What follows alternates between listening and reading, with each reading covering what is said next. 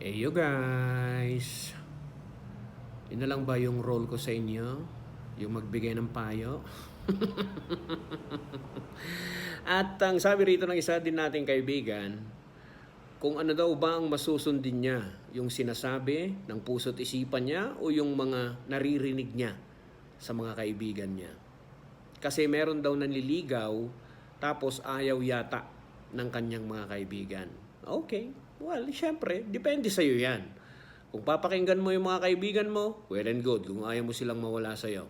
Pero kung nakikita mo naman na seryoso yung tao sa kanyang mga ginagawa, well, why not give him a chance? Ganun lang kasimple yun. Ang mga kaibigan nandyan lang yan eh. Hindi naman mawawala yan eh. Pero yung tao na feeling mo sana, di ba? Na karapat dapat para sa'yo, aantayin mo pa bang mawala ito? The one that got away, ika nga. Tama ba yun? Kaya, yun lang, ang masasabi ko. Kung ano yung tinitibok at sinasabi ng isipan mo, you must follow. Yun lang. And at the same time, explain mo sa mga kaibigan mo na ganito.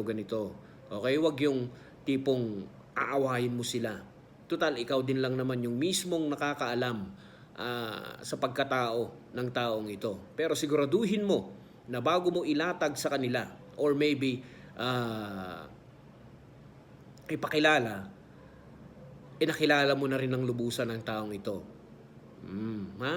Pag naging kayo na. Ganun lang kasimple yun. Hindi mo naman pwedeng gawing komplikado yung panliligaw niya. Hindi dahil ayaw ng mga kaibigan mo, pero gusto mo siya. Nasa sayo yung desisyon. Wala nang iba. Okay? Yun lang yun. Salamat. Peace out.